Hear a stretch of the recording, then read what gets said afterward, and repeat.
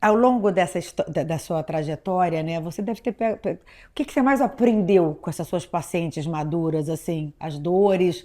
Isso te traz transformação? Sim, muitas. Eu aprendi, porque tudo é reposição hormonal. Tudo se fala em reposição hormonal.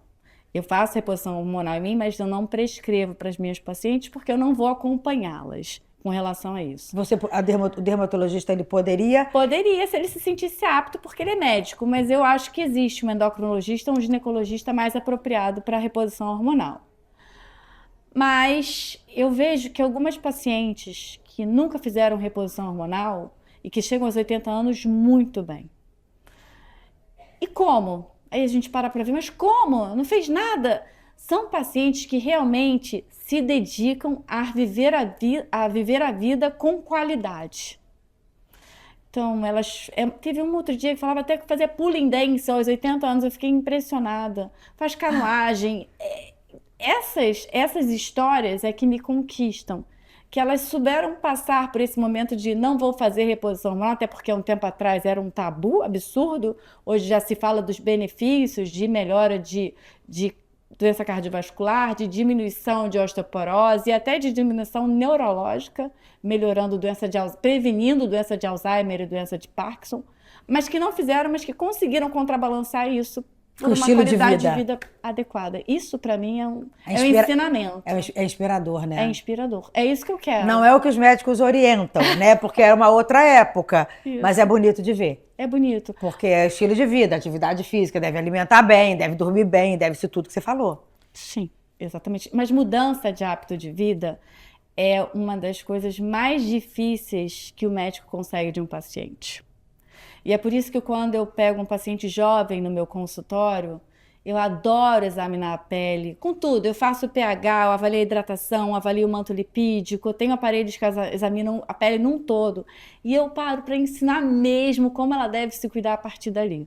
Hoje, com os TikToks, algumas até estão exagerando, confesso.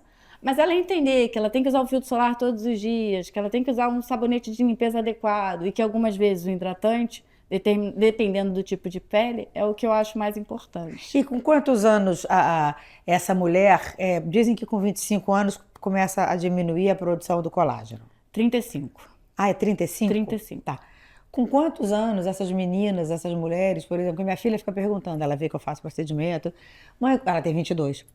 Com quantos anos a gente já pode fazer o tal do botox preventivo? É. Fazer. Qual é a idade que vocês orientam uma média, né? Cada caso é um caso. Nossa, é muito interessante essa pergunta. Tem pacientes que são mais expressivas, que têm uma musculatura hipercinética da face. Eu, por exemplo, com 29 anos já era muito expressiva e eu optei por fazer o Botox. Daí eu passei a fazer Botox uma vez por ano. Então eu fiz até os 38 anos uma vez por ano. Depois disso eu comecei a verificar que eu precisava mais, até porque o Botox tem um efeito de elevar as sobrancelhas que deixa um aspecto muito bonito. Daí eu passei a fazer de 6 em 6 meses. Agora, Mas o não, botox ele vai deixando de fazer efeito. Eu faço também desde 30, 30 e pouco. Hoje ele dura menos, né? é, Existe isso ou não? É da pessoa? eu noto que todos falam sobre isso, que as toxinas estão durando menos, numa maneira geral. Eu percebo que a gente vai criando reações sinápticas aleatórias. Então, você bloqueou aqui, aí uma nova sinapse motora começa a estimular aqui. Então, esse processo de criar o organismo é muito sábio. Se você está começando a bloquear aqui, uma outra vai surgir ali, porque ele tenta manter a atividade dele, graças a Deus. Então, essas sinapses motoras que vão sendo estimuladas vão também fazendo com que a duração do seu botox atue, Então faz comece a diminuir. sentido. Faz Agora, sentido. uma outra pergunta. Por que que a gente. Isso eu sou orientada a fazer e nunca perguntei. Por que que a gente não pode treinar, fazer atividade física no dia seguinte do Botox? Olha, Ou não vo- pode? Para vo- mim pode. Rapaz, falou que o efeito que. Eu ouvi dizer que o efeito é menor. É, isso é conduta de médico para médico, eu não questiono, Então, mas na minha conduta isso não é um problema. olha que bom saber. Eu só não deixo no dia. No dia eu acho que vai vasodilatar e aí sim você pode ainda, a toxina ainda está ali funcionando, aí você pode ter algum problema. Se você pudesse deixar uma mensagem, tá? Para as mulheres que estão que tem medo de envelhecer. Eu não gosto de envelhecer, mas eu digo também que não é mérito meu, quem gosta, né? Enfim. Mas se eu pudesse dizer essa mulher que tá aí, porque às vezes nem todo mundo pode fazer esses procedimentos, nem todo mundo tem, e aí sofre, não sei, eu queria dar um alento, falar alguma coisa que pudesse transformar essa mulher, sem que ela sofresse por esse envelhecimento. Vamos lá, acho que eu tenho uma bem legal para te falar. Eu acho que nessa fase da vida, muitas vezes já criaram os filhos, já se conheceram mais, já criaram experiências, mesmo aquelas que nunca trabalharam fora, mas que criaram experiências de vidas. Elas têm que perceber que nesse momento elas já sabem quem elas são. E é isso que elas têm que se agarrar. Essa autoaceitação é o mais importante. Ela agora pode fazer transição de carreira, se ela nunca trabalhou, passar a trabalhar, ou não estou gostando desse emprego, eu vou procurar um emprego que me deixe feliz. Pode trocar de marido, tudo bem, ela tem a chance de se apaixonar de novo, agora principalmente porque ela não vai mais engravidar, então ela não tem nem mais que se preocupar com isso. Os filhos já voaram. Já voaram. E ela tem a chance de ser feliz, plena, como ela sempre quis. Então eu acho que não posso fazer pequenos cuidados em casa, hidratação, filtro solar, um bom skincare. Hoje em dia a gente tem linhas até mais em conta, que são linhas brasileiras que existem no mercado, maravilhosas, que a gente pode conversar sobre esse assunto num outro momento. Mas esses pequenos cuidados e se aceitar e correr atrás dos sonhos delas é a minha dica. E é perfeito. E foi muito importante o que ela falou anteriormente, né? Que hoje em dia existem sim produtos que podem fazer a diferença. O tal da vitamina C, do hidratante, do colágeno, enfim, né? Que não é balela, são importantes, podem fazer já alguma diferença. Sim. Mas sempre consultar o seu dermatologista. Ah, não, sempre, mas aqui é sempre, sempre. Porque senão você vai fazer tudo errado e vai gastar dinheiro e não vai ter resultado. Muito bom, perfeito. É muito ruim. O dermatologista, ele vai na certa. Tem uma pergunta que eu sempre falo aqui, que eu faço aqui para os meus entrevistados, aí pode ser no teu lado profissional, pessoal, familiar. A sua grande virada de chave, afinal de contas, estamos no podcast Virada de Chave. Bom, eu ia falar que a minha virada de chave foi meu livro, mas a grande verdade não foi, não.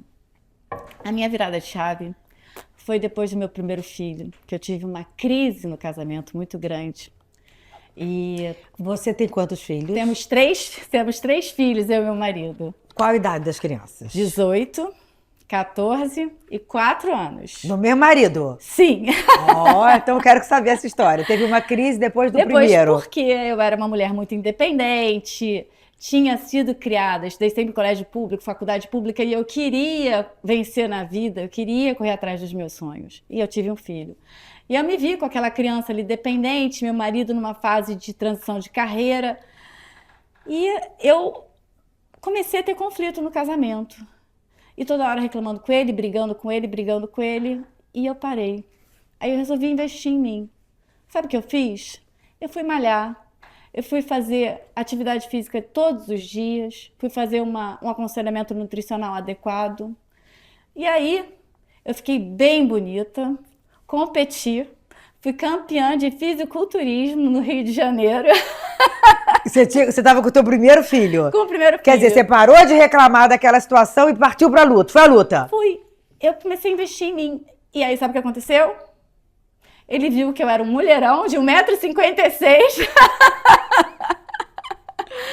E a gente acabou ficando juntos. Depois disso veio o segundo filho. E aí, por vontade própria, nessa fase de será que eu vou entrar na menopausa, a gente teve o terceiro.